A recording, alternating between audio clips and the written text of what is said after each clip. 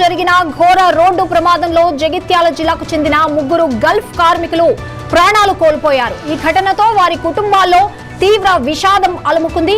కోడిమాల మండలం నమిలికొండ గ్రామానికి చెందిన సయ్యద్ సలీం, మల్యాల మండలం తక్కళ్లపల్లి గ్రామానికి చెందిన గొల్లపల్లి తిరుపతి, మెట్పల్లి పట్టణంలోని గాజులపేటకు చెందిన అబ్దుల్ రఫీక్ మృతి చెందారు.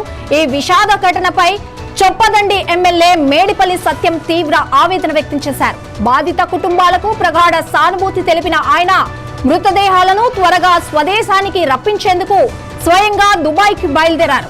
ఆయన భారత్ కన్సులేట్ అధికారులతో ఇప్పటికే మాట్లాడారని, అన్ని ప్రక్రియలను స్పీడప్ చేస్తున్నారని తెలుస్తోంది. తెలంగాణ ప్రభుత్వం విదేశాల్లో ఆపదలో ఉన్న కార్మికులకు అండగా ఉంటుందని, బాధిత కుటుంబాలకు అన్ని విధాల సహాయ సహకారాలు అందిస్తుందని హామీ ఇచ్చారు.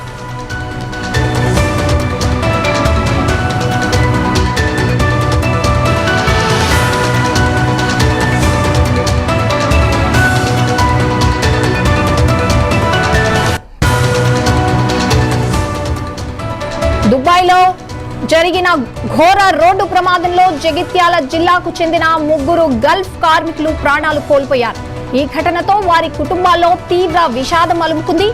కోడిమ్యాల మండలం నమిలికొండ గ్రామానికి చెందిన సయ్యద్ సలీం, మల్యాల మండలం తక్కళ్లపల్లి గ్రామానికి చెందిన గొల్లపల్లి తిరుపతి, మెట్పల్లి పట్టణంలోని గాజులపేటకు చెందిన అబ్దుల్ రఫీక్ మృతి చెందారు. ఈ విషాదన ఘటనపై చొప్పదండి ఎమ్మెల్యే మేడిపల్లి సత్యం తీవ్ర ఆవేదన వ్యక్తం చేశారు. బాధిత కుటుంబాలకు ప్రగాఢ సానుభూతి తెలిపిన ఆయన మృతదేహాలను త్వరగా స్వదేశానికి రప్పించేందుకు స్వయంగా దుబాయ్కి బయలుదేరారు.